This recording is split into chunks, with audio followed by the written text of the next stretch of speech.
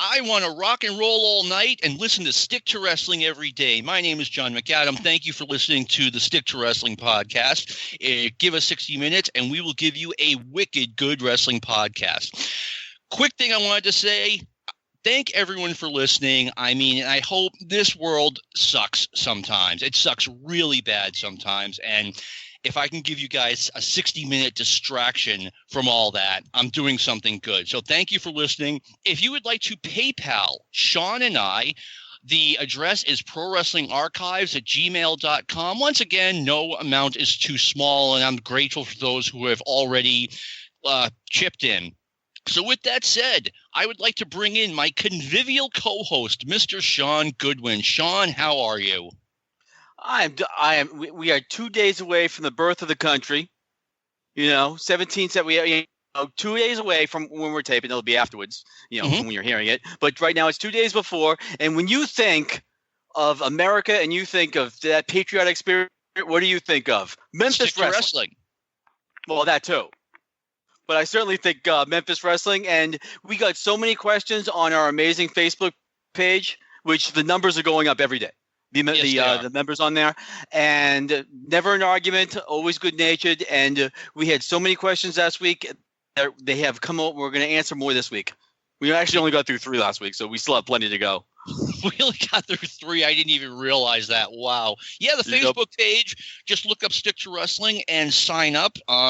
You have to ask to join, but I always say yes, and yeah, it is a fantastic companion piece. And with that said, I want to bring on my special guest this week, Howard Baum. Howard, thank you for coming on. How are you, man? Tremendous. It's Baum, by the way, but that's Baum, all right. Sorry. These years. That's the official pronunciation. No such thing as Baum. Okay. But people can't refrain, so I kind of go with it. But I try to correct wherever I can. But whoop whoop. Very happy to be here. And debut my new catchphrase. All right. What's your new catchphrase? Whoop, whoop. That's a good one. Now, I'm glad we could segue into this because we're doing a little bit of a Memphis show. And, Howard, I've got a question for you. I talked to Sean about this. He does not know that you were the person who presented Eddie Gilbert with the trophy in 1984 when the Fabulous Ones, Eddie Gilbert and Tommy Rich, they won that award, that prestigious award from the WFIA. You got to go on live TV with Lance Russell and present this to Eddie Gilbert. And I think we all know what happens next. Tommy comes out, he beats the crap out of Eddie Gilbert. Eddie's sitting there bleeding and crying and saying he's sorry and he just wants to be friends with Tommy Rich again. And Tommy trusts him. Bad move. Eddie jumps him, and the Tommy Rich blood bomb goes off. I mean, the studio outside the ring was like crimson. Do you ever get sick of being like that guy? That's like your wrestling accomplishment. You can be honest here.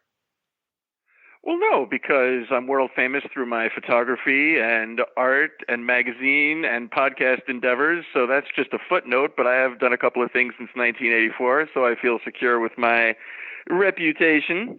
All right. I'm primarily a photographer. I don't know if you guys realize, if you want to visit me, we're debuting the real website soon, Hardway Art, all kinds of cool stuff, books, photos on canvas, artwork on canvas. But if you want to see a sneak preview, go to Hardway Art on Facebook. And while I'm plugging, if you want to follow me on Twitter, I am Howard M as in Magnificent Baum. Howard M Baum on the Twitter, Hardway Art on the Facebook. All right, and I keep forgetting to plug myself on Twitter. It's a beautiful thing being a footnote in that Memphis angle because I was so blessed to be able to participate in that at such a young age, and it just kind of put me on the map as far as being part of a classic angle. Not that I had anything to do with it. You could have had a cardboard stand-up out there, but it's still the experiences that went around it, and it happened to be one of the most famous angles, one of the greatest angles of all time. It just happened to be the time that they threw me out there, so I had nothing to do with it, but. You know what? This is going to sound crazy. You played your role well. Well, I didn't know what was going on. I literally didn't know what was going on. I don't know what aspect of this you would like to know about, but they kept me completely in the dark. Oh man. Huh? Right. And I was asking Pete Letterberg, like what's going on, and he was friends with Eddie Gilbert, and they cooked up this angle between them, and I had no idea what was going on. And when you go out there, I don't know how many people have seen the Memphis studio, but when you're there, it's a relatively small studio. They have these giant lights, like, I don't know, 10, 15 feet away from you, and there's Lance Russell, and there I am, like a young Jerry Lewis out there on TV, like barely 18 years old, and I didn't know what was going on. I didn't even think my jaw was going to work. I didn't even think I was capable of speech at that point. That's insane. That I had no idea. But then again, now that I'm thinking about it, it's the Memphis promotion. They're not going to smarten anybody up, especially in 1984. I guess they were. I was going to say that was a really good thing that we both got to do. Like, I got to go to the Memphis studio once in 1988, and I feel very lucky. And now that's all gone. Stop rubbing it in. Just stop rubbing it in, okay? 2 out of 3 I see that place in my dreams. I was actually there a year earlier in '83 as part of the WFIA convention, and I think that was when Jimmy Hart and Andy Kaufman had a big feud going on. Okay. And they did an angle right in the studio. They had a little pull apart brawl. So yeah. Wait a minute. You got to see Andy Kaufman in the Memphis wrestling studio.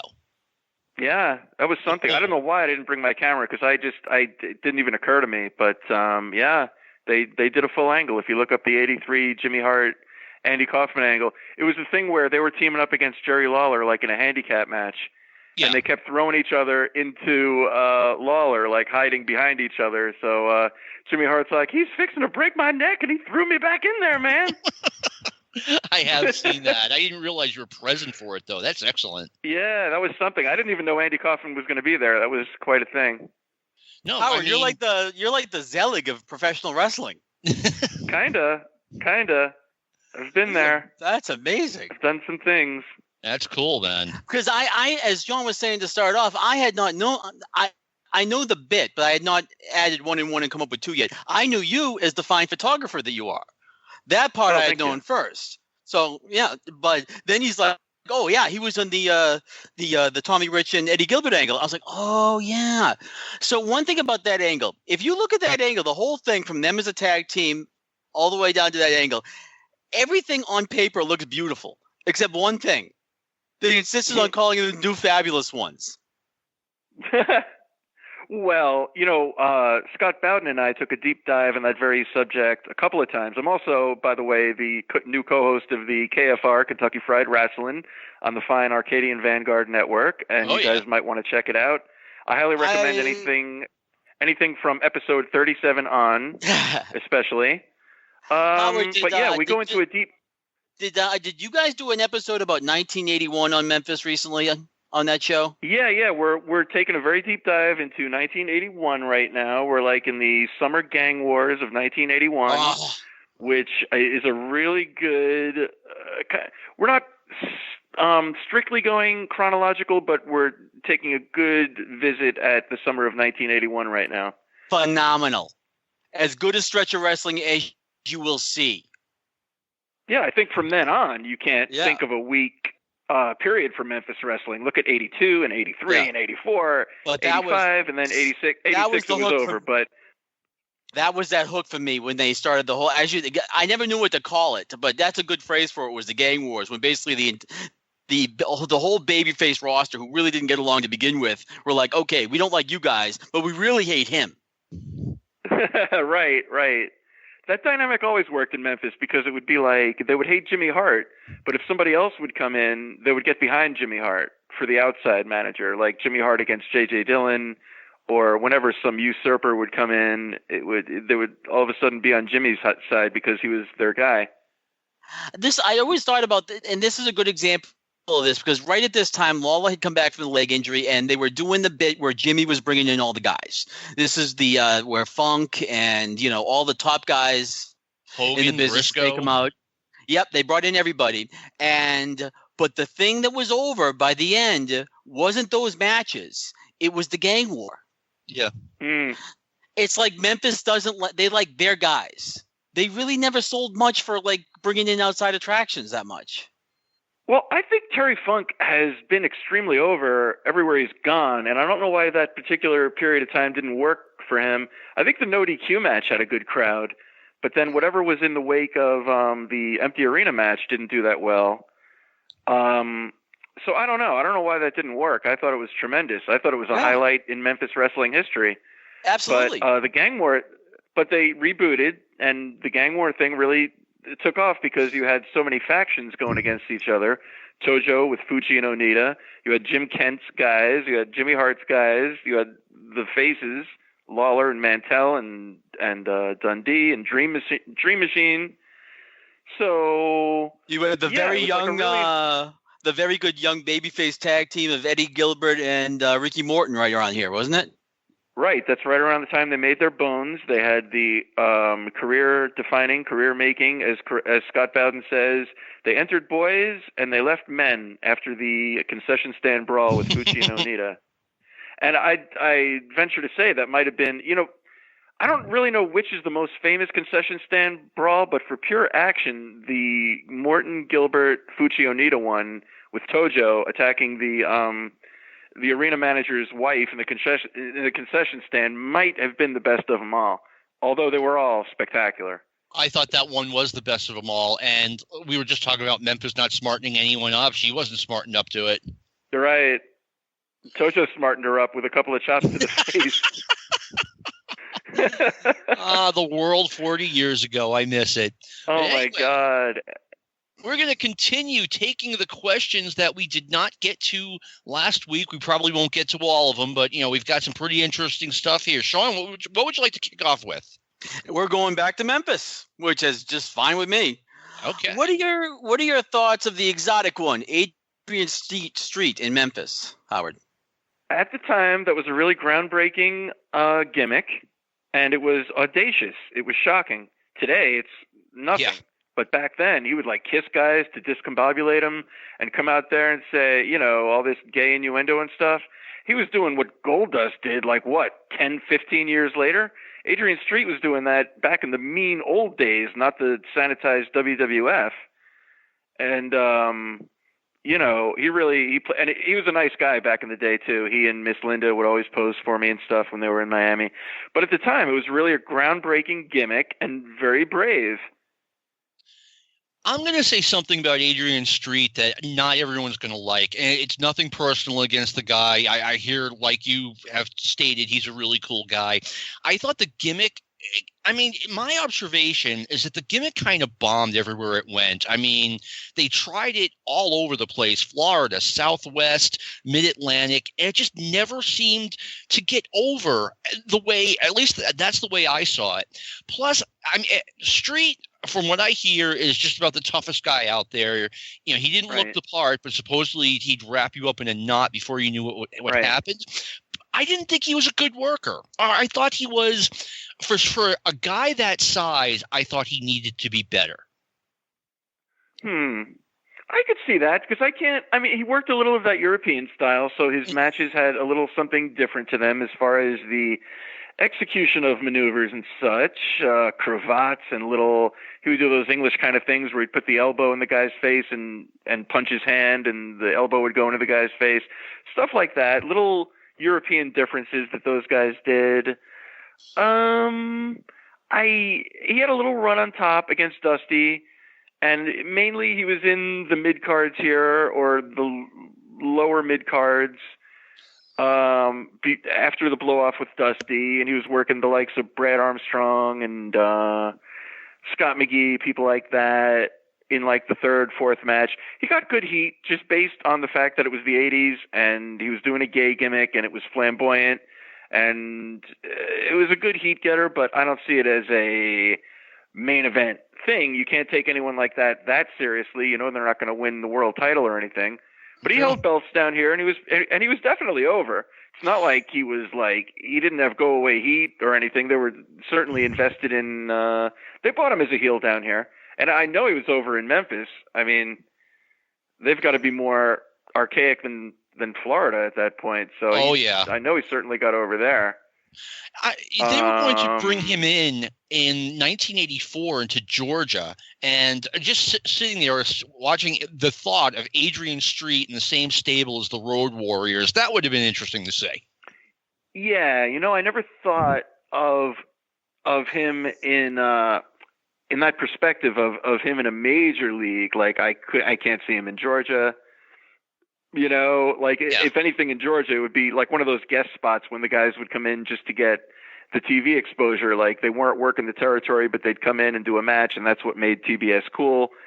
But no, I could not see that because I don't see that really translating. It's more of a small promotion gimmick, I would have to say, now that you said that. Yeah, that's a good way to look at it. Sean, what are your thoughts on Adrian Street back in the day? I have a couple, but one more quick question for Howard on this. Did he get any? Did Street get any pushback? I know Goldust did. From the guys, I mean. I don't mean from the crowd. I mean from the talent. Well, that I wouldn't know, but he seemed popular with everybody. Like whenever I was backstage for the brief amount that I was, everyone seemed to say hey to each other and whatever. There was no problem. He was just very cool. I knew Kevin Sullivan back then, and everybody just, all the heels were, there was no. I would have to say a big no to that. I think he was respected as a worker, as a shooter, as a talent, and I think that's how everyone treated him. I know Mick Foley is a big fan of his. Probably has a lot to do with it. And was he a snake pit guy? A what? A snake pit guy? Yes. That I don't know. He was. That's what I've heard over the years. That's what I thought too. So yeah, he's real legit. That's Billy Robinson's group.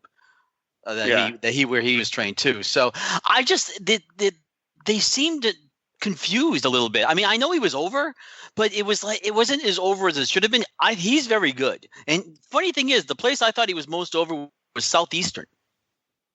You're probably right. And they actually did something really cool where he won the Southeast title and painted it pink, which I always got a kick out of. Huh.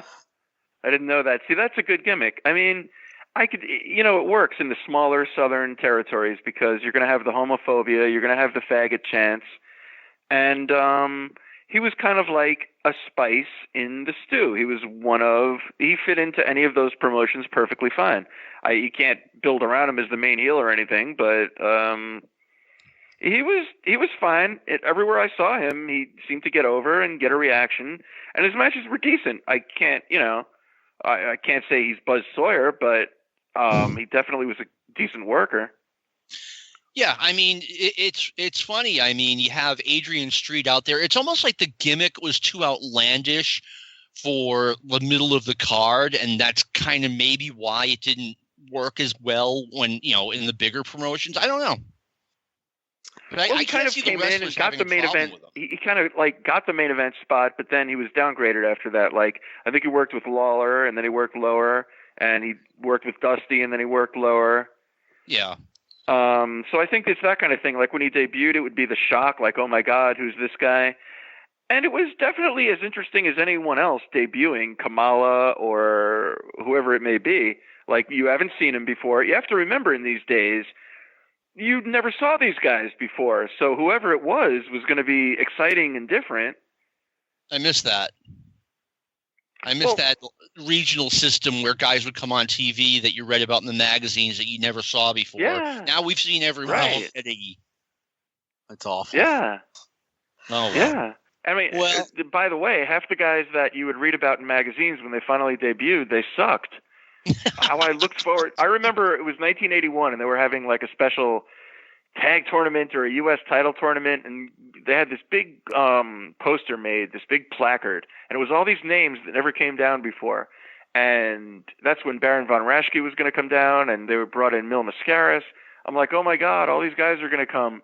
And they all sucked. See, wrestling back then was all smoke and mirrors. And like, I mean, it's like they promised all this stuff and it never happened. Like, I thought Mil Mascaras could literally fly from reading the magazines. And then when you see him live, all he does is prance around, does a couple of diving headbutts or whatever you call that move, and then the big splash. That was my exact And I'm like, oh my God, I thought this guy was like literally going to fly from the rafters or something. After seeing, like, the high flyer, the international star, and it was just an act. I mean, it was just like a set routine that he did. Yeah. I mean, I was massively disappointed the first time I saw Mil Mascaras, but that was probably less Mascaras and more Bill Apter. I mean, Bill just did a great job getting him over, and that's what it's all about. Yeah. But, when the match started, I was like, it was a thud. What can I say? Yeah. He was really he was lucky as far as he had a great look. He had a great repertoire for photography because everything he did looked great, because what he did was either he was wrapping people up into unusual positions, like all these Mexican shoot holds, which looked great, or he was flying around somewhere. So he was a photographic bonanza between the outfits and his physique and everything else. So definitely, I think that's a huge part. And and by the way, doing a flying body press off the top rope was a tremendous high spot back then. Back in the 70s, when Mascaras came up here to go around the horn against superstar Billy Graham, I mean, that was a wow maneuver, but it was like the only one he had, Right. All right. Yeah, Sean, and you didn't never realize how small he was until you saw him in person. Good point. I mean, by WWF standards, he was muscular, but he wasn't particularly big. One more question about Mil for either. Was it which Mil Mascaras got stretched out of the Mid-South Coliseum in 78? That I'm not privy to. If Bowden didn't know, I certainly don't know. That's his obsession, and if he hasn't answered that by now, I certainly can't put anything new on it. But I'm pretty sure Scott. My feeling is that it was probably him. Although, how could there be no pictures? There's pictures of like everything, and there's no photos of that night from anybody. Good point. That doesn't even seem to make sense. Yeah. A quick background for those who aren't familiar: that Mil Mascaras got I think it was in 1978, did a stretcher job in Mid-South Coliseum, and Jim Cornette has been insistent that it is somebody other than Aaron, but Jerry Jarrett, on the other hand, is insistent that it was. So that has been the debate. Wow, now I'm almost interested. Almost. Who is the greatest mid-carder in Memphis history, Howard? Okay, well, I saw this question on your page, and I thought, what would I say to that? Because I tried not to prepare too much. I wanted to do it off the cuff. And I thought to myself, now, during the time I was there, you see, okay, let me answer the question this way. At one point or another, everybody was a mid-carder in Memphis. True. So I'm going to limit to who was a mid-carder when I was there live. And I will say Dream Machine. Because when I was there, it was Dream Machine and Pork Chop Cash, teaming as the Bruise Brothers. Yeah. And I guess they were semi-main event, but kind of middle of the card when I was there, 83, 84. And Dream Machine was great. And there's so many guys. I mean, at one point and another, Eddie Gilbert, the Rock and Roll Express, Steve Kern, Stan Lane, they were all mid-card guys. Although Kern kind of debuted in the main event when he came in. He jumped right into a feud because I think Dundee was injured and he just got the spot in the 8-man tag, and that was the gang war. Main event spot, right? That's how he got involved. That's how he got involved in the gang war. Yep. Right. First guy I thought of was because I was trying to eliminate guys who had been in the main event. The first guy I thought of was Tony Falk. A little late for me because I kind of don't count anything 86 and after. Like when I think of Memphis, I think up till 85 because I was there live 83 through 85, and I always hear him get good review. The whole vibe was different after 86, as far as I'm concerned. No, I agree, right. but so I can't. Oh yeah, I can't really put those guys in the same category as I agree, but I'm thinking of Tony in 1981 and 82. I remember him from back then. I saw him. Snap. I saw him before he did his gimmick. Yeah, I saw him work the Jaguar, which was Danny Davis.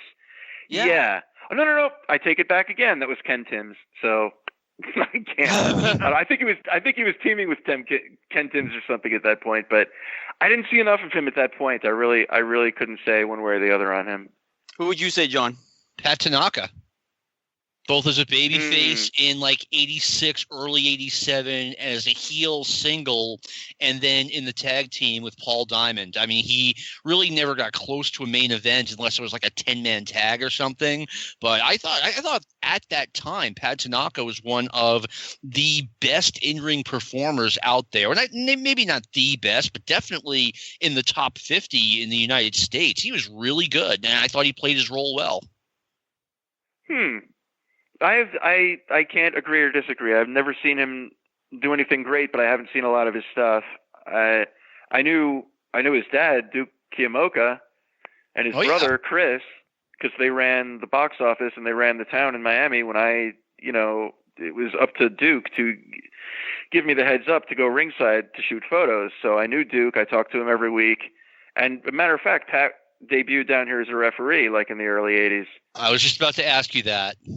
Like I knew he. Yeah, was I had no interaction with him, and none whatsoever. But wasn't Duke a random question? Wasn't Duke Hiro Matsuda's partner? Yeah, like they all had points in Florida. That's a rough team. Duke, Matsuda, Briscoes, Jarrett had a small percentage. Maybe the Fullers, Eddie Graham, and I think Buddy Colt. I think at different times, the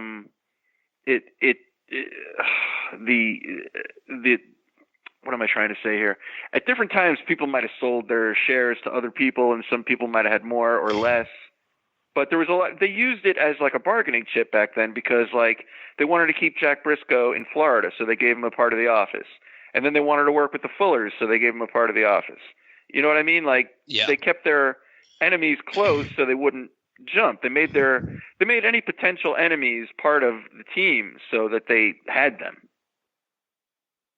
Makes a lot of sense. So yeah, Duke and Matsuda were definitely owners, and Duke's town was Miami, so he ran the show down in Miami.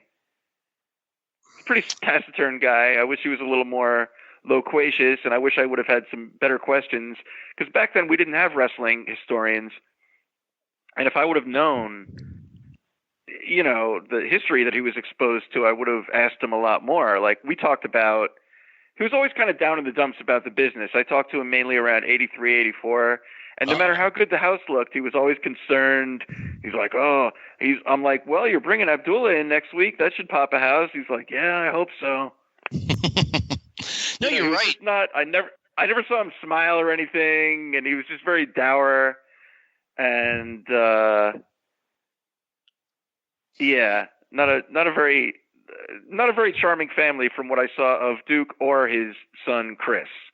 Because before I actually got ringside, I bugged them for a good year and they wouldn't let me in. Granted, I was a 15-year-old kid, but I was already published. I was already in the wrestling news, and I said, "Look, but they were like, no. They were just like, you're a kid, forget it." But then through various machinations, I finally got in there. Excellent. You mentioned something like back then, history was a really hard thing to get a hold of. And yeah, I mean, we've got so much at our fingertips now that I would have killed for 40 years ago. So Right. But the cycle had to play out because you had to be kept in the dark. You had to be in a mark. And then everyone goes on their individual journey of getting smartened up. Maybe they do, maybe they don't. But then in the 90s, everybody got smartened up all at one time, and that's when everything changed. And so yeah, I think it's kind of like technology and the computers and the internet and the phone. I think it's good to be of a certain age that you lived life without it and you lived life with it, because now you can experience both sides of the coin. Because that we wouldn't trade our childhoods for anything, or have desired a cell phone when we were 18 or anything like that, or to go on Bumble or anything to get laid. We did it the old-fashioned way. We showed up, we put the work in, I mean, now, what is this? Like, swipe me and do this. Come on. But it's the same with wrestling. It's like, oh my God, what's going on? Wrestling operated under a veil of mystery for so long. Then all of a sudden you had the world at your fingertips. Like, I can find out anything. Yep. So I think it's great to have both. I think it's sad to be so young that you have only experienced only a life with cell phones and computers, only a life where you have sports entertainment, and you never were there when a real riot was going to break out or anything like that, a real smoky arena experience. Or the same is true of a rock concert, you know? No, you go to a I'm Van with you Halen concert 100%. today versus 1984, and it's like people are throwing up in the aisles and smoking and doing acid and having sex, and like today it's like no smoking and like, you know, big giant screens and everything. Everything's all slick and technical. But back then, everything was a lot grittier. It really was, and I miss those days. I mean, you know, Yeah, totally. Concert with some chick I just met. Now, maybe that goes on today, but whatever. Yeah, you know what? Like, in its own way, I'm sure it does, but no way it was as cool as the stuff we did. And I feel gypped because I was too young to really experience the 70s. I kind of came of age, started going out to clubs and everything in the 80s. That was like my period. I got laid to the soundtrack of Whitesnake and Bon Jovi and LA Guns and stuff like that. But I mean, I'm really a child of the 70s because I was like 10 years old in 76. And I grew up with the sounds of Led Zeppelin around me and cut-off jeans and dirty sayings on T-shirts and all this stuff. So if I had my druthers, I'd rather have come of age in the 70s, but the 80s would have been my second choice. No, I'm with you, man. After that, I mean, you can have it. Yeah. I mean, you know, we talk about not sticking to wrestling. I mean, I go out and I don't see kids playing football or baseball or whatever. Like, that's all we used to do. We get a hockey game going, whatever. Kids don't do that nowadays. It's crazy. It's really, really odd. I was never an athlete or a sportsman, but I was outside every night, you know, doing stuff, whatever, throwing rocks around or whatever we did. It's a whole different world, riding bikes, whatever. I don't know. I mean, I see like 5-year-old kids with nicer phones than mine. I don't know.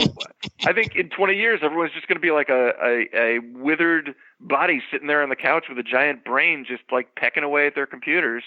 Yeah, it'll probably be even worse than that because, you know, technology is weird, but like everything I was warned about with technology or regarding technology in the 80s has kind of happened. But anyway, Sean, were there more questions? Oh, yes. You know what? I'm going to go with this one. I'm going to add this question. I'm going to add something onto it because it's something that we were talking about a couple of minutes ago. All right. If Memphis was doing bad business for the most part of the latter part of the 80s and into the 90s, and the other cities were doing well, why not put Louisville as the top city instead in the territories instead of Memphis? It kind of was. Off the top of my head.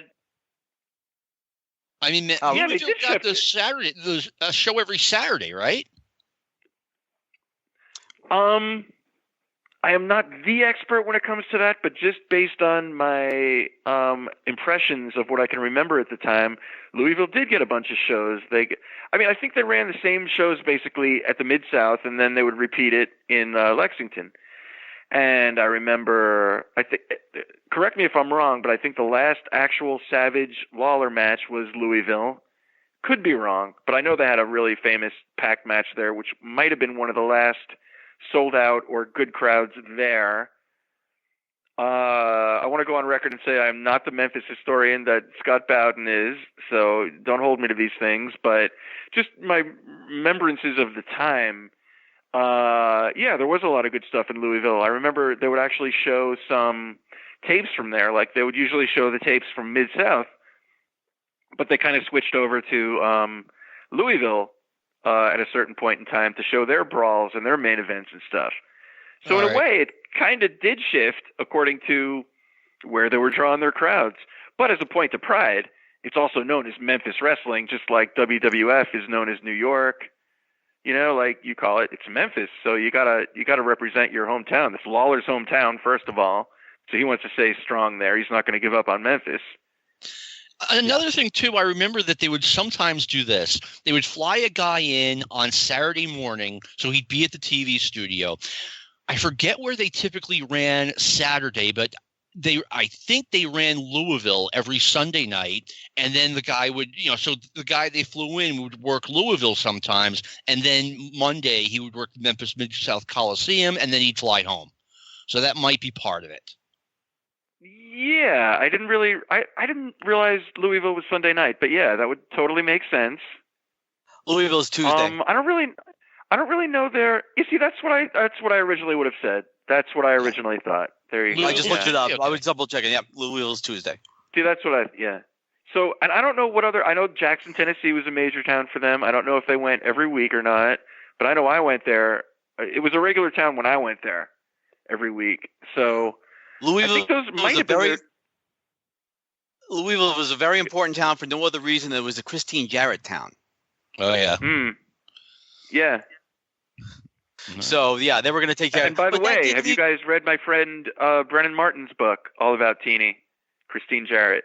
I have not read that yet.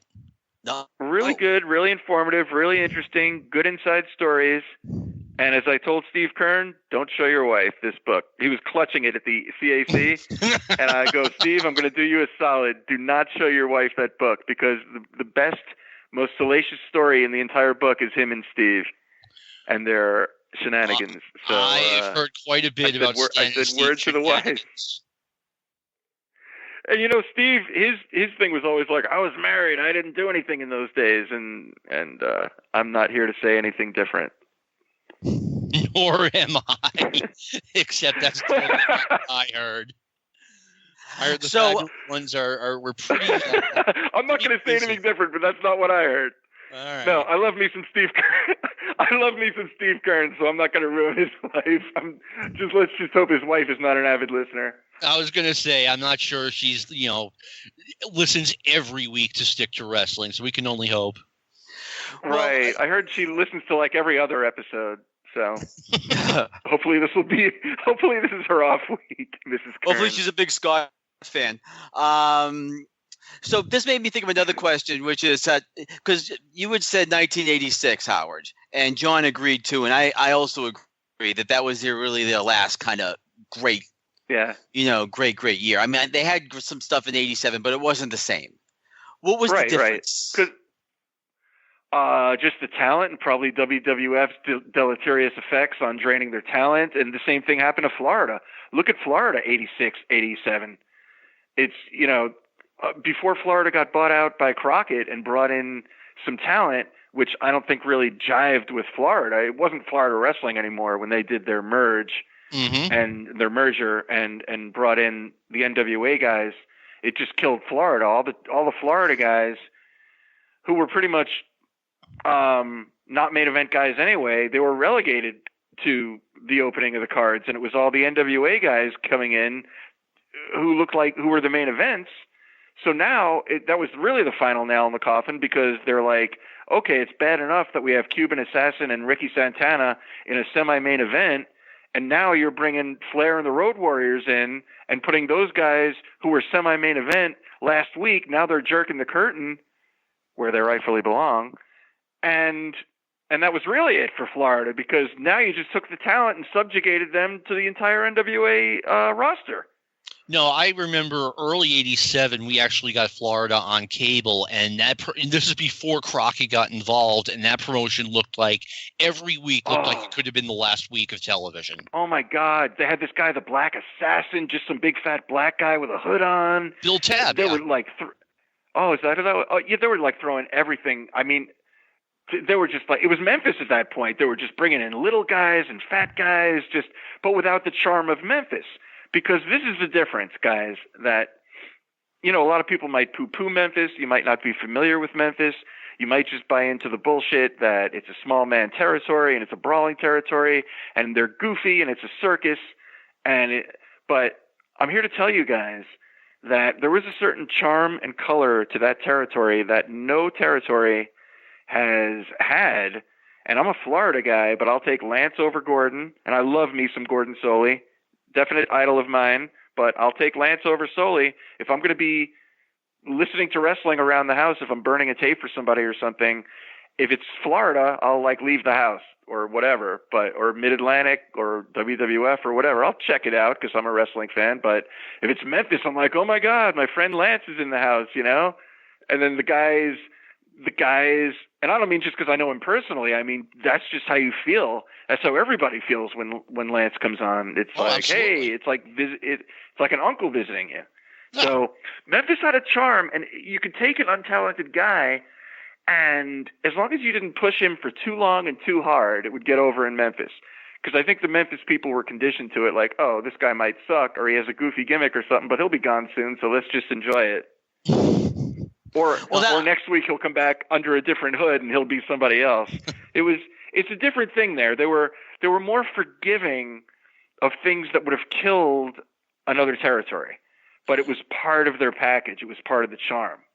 Yeah, Memphis, I mean, just because of the way the promotion paid, they had to get more out of less, and they did an excellent job doing it. And they did. And it wasn't like, okay, Florida's idea of getting more out of less is the dying days of Florida. Hiro Matsuda was really the booker for all intents and purposes. And you had a couple of guys that were left over that had been in Florida for 5 or 6 years, Kevin Sullivan, Blackjack Mulligan, Bugsy, Ron Bass, Mike Graham. Yeah. And I mean, those guys were down here forever. And you usually don't see heels homestead like that for so long, but you had those guys, and then filling out the card, the undercards and the mid-cards were pathetic from 85, 86 on. They had some decent periods. They had the Fabs and the Sheep Herders. But, you know, you had my friend Tyree Pride working Ric Flair in the main event at the Miami Beach Convention Center, where Terry Funk beat Jack Briscoe. Come on. And I'm friends with Tyree Pride, but come on. I mean, I remember. So what I'm saying is, I mean, Florida looks like shit getting by on that kind of talent, and Memphis, like, that's par for the course. Like, okay. No, I'm with you. And that's not a knock on Memphis. That's just saying that the way they use them, they actually use them in an entertaining way. If somebody sucks in Memphis, they come out on TV and they make a joke out of him, and people laugh at him, and then he's gone. But in Florida, they try to push him. Like Dewey Forte was supposed to be the next Ron Simmons, and like he didn't get over. He didn't have any ability or charisma, but they used him because he was a football player, and he was like Ron Simmons light. Ed Gantner. I remember. You know, these Dewey guys were Forte. terrible. I mean, talk about a lack of physical charisma. My God. Yeah. And you're right. It was sad. It totally dried up at the end, and you're right. Yeah. It was sad, but what are you going to do? That was post WWF expansion, and you know, a lot of promotions went down quickly, and Florida was one of them. I mean, I remember by like early '85, I mean, that talent roster was pretty thin. Oh yeah, definitely. I left for college. Yeah. Oh, back to Memphis for a second in this time frame, because what you were just saying is where I was trying to go with it. About Memphis having a certain charm, and you know it's very distinctive. And I agree with you with Lance. Gordon's the best announcer ever, non-Lance category. Okay, Lance has his own area, non-Lance category, exactly. Yeah, you really don't get Lance unless you hear like 6 or 8 or a bunch of episodes in a row, and you just kind of binge watch. Yeah, yeah. And then he becomes like your friend. He's like Uncle Lance. So, but some of that charm I felt started to leave after 1986. And I was wondering because for example, 1984, I always thought I didn't like 1984 as much as some people did because I always thought that Jerry Jarrett worked better with less. Like if you gave him too much stuff, it's almost you didn't know what to do. You know, it's just like this. You know, all this talent all over the place. He doesn't know. You know, but when you give him a nice short bench of like 10 guys, you know, really solid guys, and he'll do wonders like he did in 1981. Yeah. And they were all, for the most part, like local.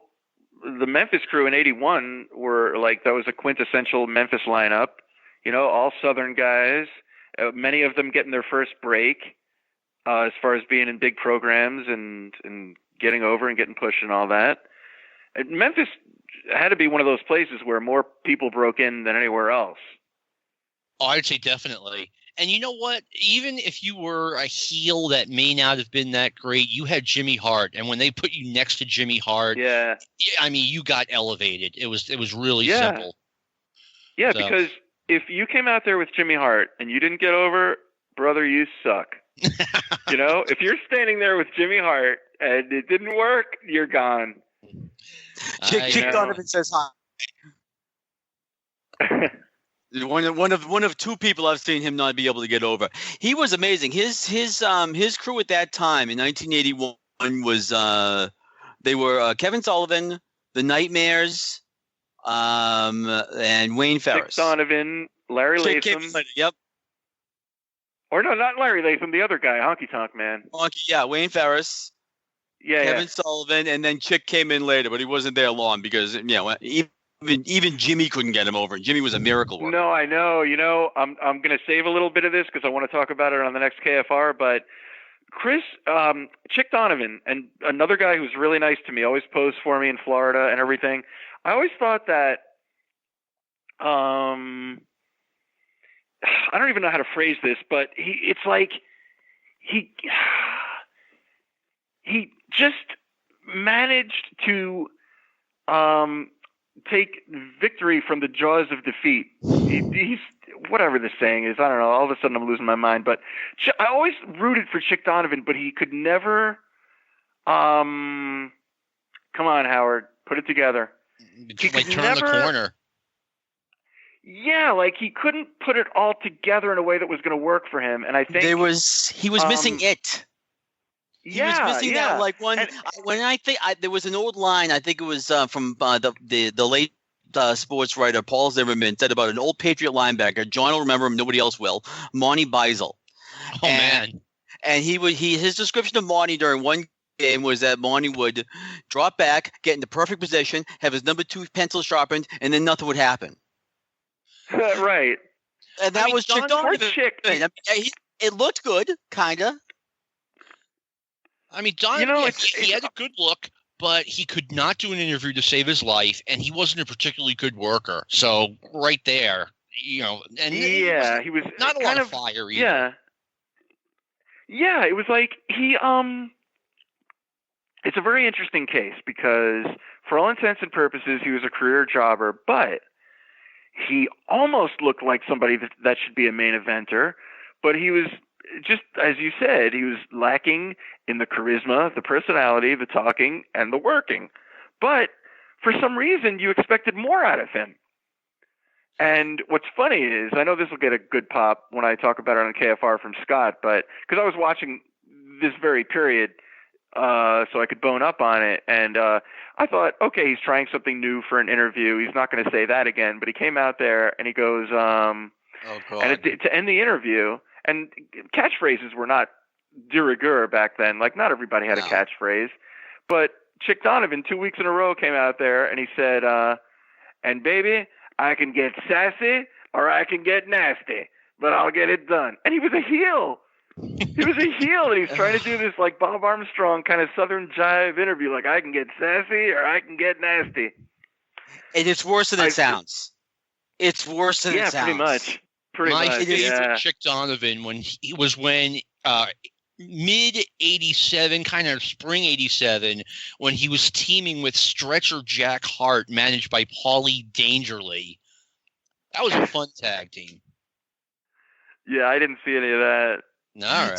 Somewhere Chick Donovan's going, gee, what podcast do I want to check out today? I want to see something new. Oh my God. No, the poor guy. But I mean, see, here's what I think hurt him. It's a couple of things. Number one, the stigma of being a jobber. Every time anybody saw Chick Donovan, he was doing jobs either in Florida or he got a minor push in LA during the 70s, which I'm sure no one knows about, but it was like, I mean, he got a little bit of a push he was pushed as an actual worker. In Florida, he was kind of a jobber. In Georgia, he was totally a jobber. So he has the stigma of being a jobber, even though he had a good look and everything, but he couldn't really back it up. And he was too Southern, and not the good kind of Southern, not the kind of Southern that would translate, not the Jimmy Valiant kind of Southern. It was more of like I could see him being a semi-main event in Alabama in the Southeastern Territory or something, if they would have used him as smart as they could have. I don't know what you could have done to get him over. One last Donovan thing. I remember him in World Class in 1984, and they did an angle where Butch Reed injured his knee. I just remember Donovan coming across. This is him being a bad interview, as just a big crybaby about it. I mean, he's a bad actor. I like the interview in Memphis when he was down on himself and he was going to quit, and Jimmy Hart came out to convince him to join the First Family. I thought that was actually pretty decent because this is an angle that you would only see in Memphis. He comes out there and he goes, "Yeah, Steve Keirn beat me, and you know what? I'm just disgusted. I'm going to quit. I suck." And it was realistic because he did, and everyone it was kind of sympathetic. What he should have done was turn babyface right then and there. Have Lawler come out and take him under his wing or something. But Jimmy Hart got him, and then, of course, he couldn't get over as a heel, and that was it. I wonder who told him that sassy was the right way to go. I'm picturing Lawler, oh, no, it's a Memphis thing. Oh, no, they love sassy. Yeah, just go with that. No, it'll work, I promise. I picture Lawler in the back, smirking at his interview, oh, man. I don't see Lawler being a fan of that sassy, I can get nasty thing. But in 1985, there was a independent promotion in Florida called the IWA, and they had some money behind them, and they ran Tampa, they ran some big towns, they had some decent shows. Was this the Rusty Brooks promotion? No. Okay. This is way bigger than a Rusty Brooks production. Rusty Brooks used to run handball courts in Dania, but and he was being used as a semi-main event guy. And a matter of fact, he had really great matches with Chris Champion, who is the semi-main or main heel in that group. And they had TV and everything. And they had some really good matches, but I attribute a lot of that to Chris Champion because he was on fire back then in 1985. Okay, yeah, so this is right before he joined Florida because he actually told me the story of he would go to the CWF matches, and as usual, if you're a wrestler, you always have your gear, and he would always ask, can I come in and work? And one day someone didn't show up, and he got his shot. He said, he put on his most colorful outfit and went out there. According to him, he got over. I believe it because that guy was amazing back then. As far as somebody that you never heard of in 1985, he was really great. He was really spectacular. And I'm not a big I don't push a lot of people, but he was great. He was one of my favorite guys because I used to shoot photos for that group and everything. I'd go up there, and he really impressed me every time I saw him. And he was a good interview too. Yeah. He had his valet Anastasia. And he was a great interview, and he was a good guy back then. He he fell apart. He self-destructed apparently, but 85, 86, he was a great worker. And he got picked up by Florida right after he worked for that group. But the thing is, he was working Chick Donovan in that group, and they had really good matches, which I attribute to Chris Champion mainly because I've never seen Chick do anything that great before or after. But in my head, I'm thinking, this group's not going to make it if they're trying to use Chick Donovan as a main babyface. And he wasn't the main guy. On top for that group was Bugsy, I want to say. Oh, man. They even brought in Mr. Wrestling 2, which is, it was 1985, but he was still past it in 85. Yes. Mr. Wrestling 2. And he didn't do a lot of TV for them anyway, but I want to say their main baby faces were Bugsy probably, which is acceptable, maybe a little bit past his prime, but acceptable for a Florida top baby face. Who else are you going to get? Yeah. And they had a decent roster, but I'm thinking, oh man, if Chick Donovan is as good as they can do for a semi-main baby face, they're in trouble. Sorry, this turned into the burial of Chick Donovan. He's one of the guys that was so nice to me when I was we got to be honest on the show. Yeah, I know. And that's the thing, when you are on national cable every week losing a match, you get typecast. It's just the way it goes. Right. Oh. That and oh. Well, no. Let me just say this: that not only does he have the stigma of a jobber, but it's how bad does this guy suck if he looks so good and he always loses? This guy must really suck. But also think about it: he was doing a fourth-rate Ric Flair gimmick. And you're comparing yourself, now you're putting yourself in the Ric Flair category or Superstar Graham category or Hulk Hogan category. You're blonde, you're muscular, but you don't bring anything else. And now people are going to be like, oh, he's he's a fourth-rate star. No, he definitely had the look. I agree with you there, but unfortunately, that's kind of where it ends. Yeah, Sean, do we have time for one more question? One more, and this seems a good way to finish it off. In your professional capacities, Howard, what's your favorite match you've seen live? Fabulous Ones versus Sheep Herders, Memphis, Mid-South Coliseum, 1985. Wow. It's what I call combat photography, because the thing is, when I'm shooting my photography is as good as the match. And if it's a slow match, I'm like, logy, they're out of focus, they're not whatever, but it's like, they're not, what's the word? Come on, I'm a photographer. Composed, the composure and everything. You're just not on it. You're like sleepwalking. You're like, whatever. But when Flair comes out, Flair and Wyndham, all of a sudden I'm the greatest photographer in the world. And in Memphis, I love nothing more. My favorite kind of wrestling is a big Memphis brawl, an all over the building, table breaking brawl. And that's exactly what that match was. And I call it combat photography because I would purposely put myself in peril. If I knew Steve Keirn was going to throw Rip Morgan into the turnbuckle, into the post outside the ring, I would be between them and the post to get the shot. And it had to be focused, it had to be composed, and I had to have some adrenaline going through me or I was fucked. and I got it. It just made me alert. And that was easily the greatest match I've ever seen live or anywhere. Nice.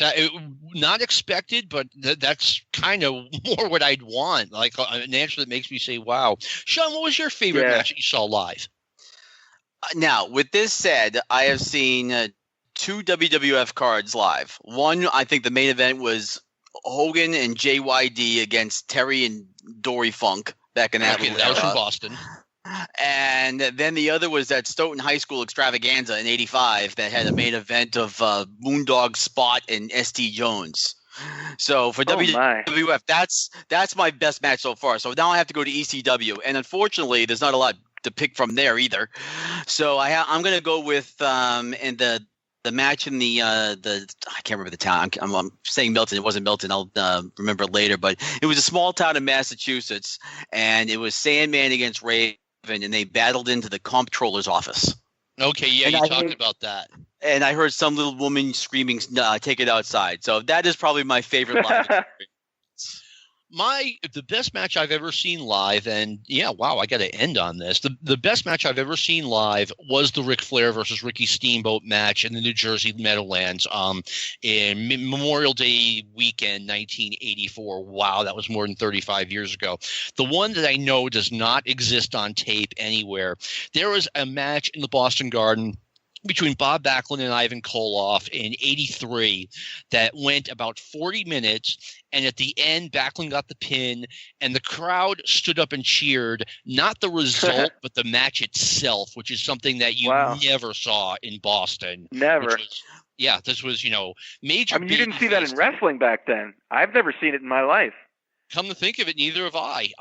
At least not until like the very late 80s. Sometimes you saw that. But anyway, Howard, thank you so much for taking the time to be on the show. I had one last question, John. Oh, sure.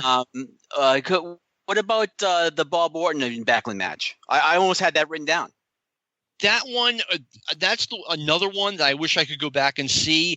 The difference between the two, I remember them being like 4.5-star matches. The Orton match didn't get that crowd result, so that's kind of the tiebreaker. Okay. No, I just figured that was going to be your answer, so I was just curious as to why. All right, cool. And by the way, I think you guys will get a kick out of this. We're having a lot of work done in the apartment, and so people are coming in and out. And I have a property manager, and I have a bug guy, a whatever you call it, a bug guy. I can't think of the word. Bug guy. It's good you got me early before my brain started turning to mush. But no, so on separate occasions, I had conversations with these guys because they were in my apartment, and I have some memorabilia laying around. And they're like, bro, are you a wrestler or something? I'm like, no, I'm just kind of like, I've been around the business my whole life, whatever. I go, right now I'm on a couple of podcasts, whatnot. I'm a photographer, and I have some stuff laying around. It's obvious, whatever.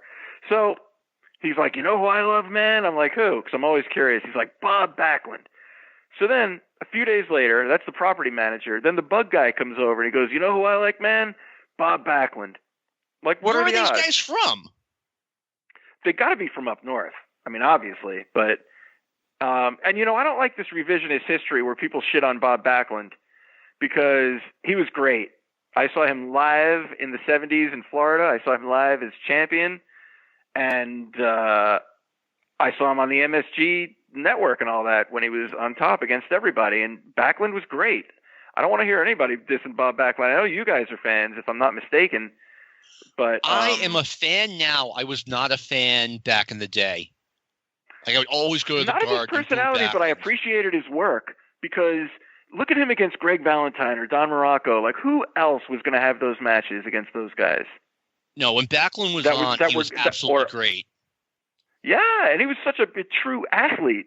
Like, people say Steve Keirn might have become WWF champion instead of Backlund. It was just who Eddie Graham decided to send up there because they wanted the All-American boy. I see Backlund heads and shoulders above Steve Keirn.